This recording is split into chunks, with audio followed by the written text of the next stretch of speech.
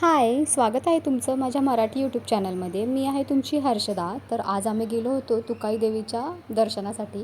तुकाई देवीचं मंदिर हे असं आहे की जर तुम्ही तुळजाभवानीला जाऊन ओटी भरू शकत नसाल, तर तुकाई देवीला जाऊन तुमची ओटी भरू शकता. ही माहिती आमच्यासोबत असलेल्या आमच्या फ्रेंड फॅमिलीनीच दिलेली आहे. तर आमचं देवदर्शन खूप छान झालेलं आहे. तिथलं मला शूट घेता आलं नाही कारण माझा मोबाईल कारमध्ये विसरला होता. पण तुम्ही जर गेला नसाल कधी तुकाई देवीला तर एकदा नक्कीच तुकाई देवीच्या मंदिरात भेट द्या. त्याच्यानंतर घरी येण्यापेक्षा आम्ही असा विचार केला की तिथून सिंहगड आम्हाला जवळ होता. तर म्हटलं घरी जाण्यापेक्षा का नाही आपण सिंहगड थोडा फिरून येऊया.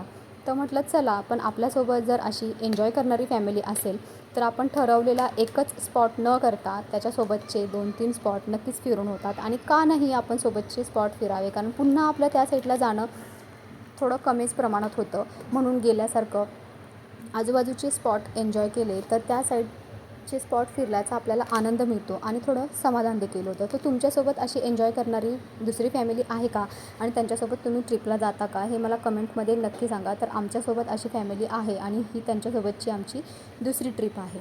तर आम्ही सिंहगड फिरत असतानाच मुलांची खूप मजामस्ती चालू होती. त्यांना सिंहगड चढताना असं वाटत होतं जणू काही ते ट्रेकच करत आहेत. पण ठीक आहे, त्यांची मजामस्ती पाहून आम्हालासुद्धा बरं वाटलं की आपण सिंहगडला आलो. सुट्ट्या अजून मुलांच्या चालू आहेत तर त्यांना एक स्पॉट फिरायला मिळाला आणि आम्हालासुद्धा थोडासा चेंज मिळाला.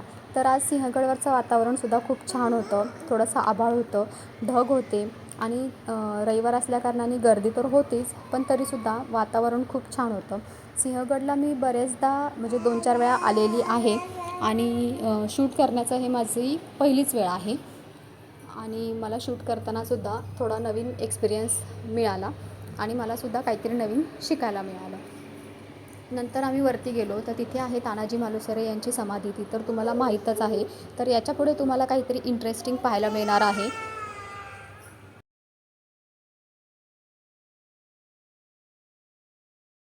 धर्मवीर छत्रपती संभाजी महाराज की जय।